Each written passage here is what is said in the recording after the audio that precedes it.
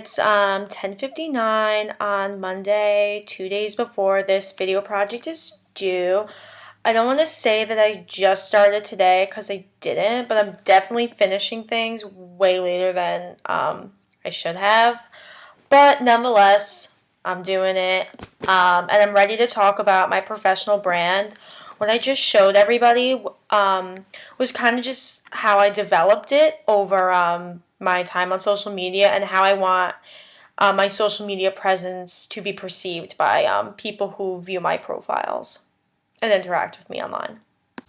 So I know I've already discussed this like throughout my entire presentation, and it's kind of like beating a dead horse at this point, but I want to reiterate that my professional brand is definitely more personal in nature, and definitely that has positive aspects to it, but I'm going to be more critical on myself today just for the purpose of, self-examination and analysis.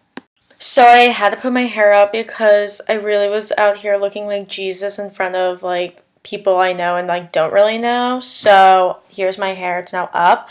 But back to my professional brand. So on Facebook, on Instagram, and on Twitter, I have personal accounts, and then I have professional accounts on LinkedIn and Twitter because my Twitter is definitely, it's not really appropriate for employers to really see, and I feel like that could affect if I get hired or not. So I just want to keep, that separate. My personal Twitter is for kind of self-expression and to make my friends laugh and to express my views, while my professional Twitter is barely touched, used, and just kind of like retweets things in public relations and advertising that's relevant in the industry. An issue with totally abandoning my professional profile is that I'm really losing an opportunity to create a presence to people who are in the public relations and advertising industry. So kind of just networking and getting to know where they stand and their accounts and interacting with them. And the more I spend on my personal Twitter account and less on my professional Twitter account, I'm just kind of losing the chance to really engage with followers who have similar interests to me and want to be in the industry or are already in the industry. Another thing, there's a context all messed up. Another issue with focusing solely on personal is that when I neglect my professional Twitter, again, I really lose that opportunity to network and to follow other people and to possibly, get noticed by someone or anyone.